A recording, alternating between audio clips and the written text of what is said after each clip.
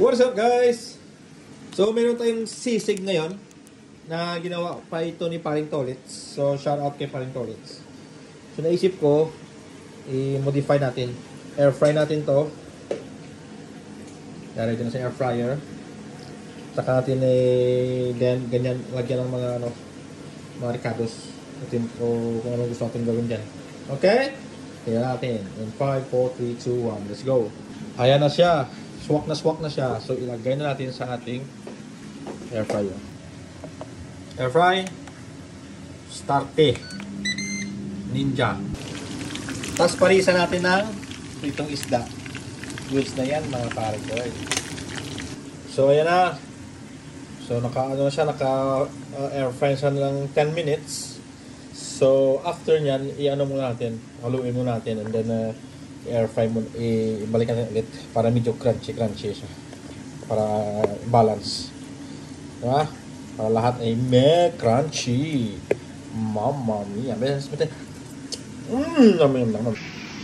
so tapos nyan, mag-prepare tayo ng aking baon. Ito yung baon ko ngayon. Yan, isda and rice.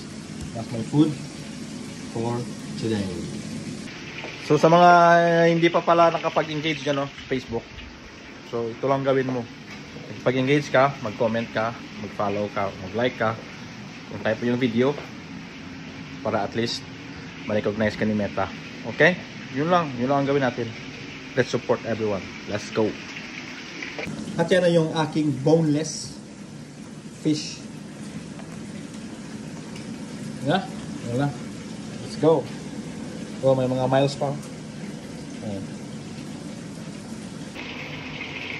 Anong oras na? Mag-late na naman tayo. Banana. Ayan. La la la la la la la. Akay. Ah! Pa. Wait a minute.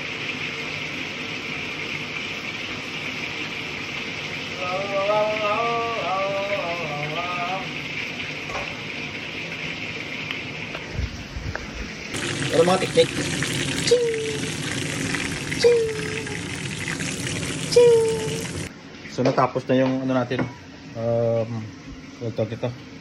Sisig natin. Tingnan natin. Wow! Sunog!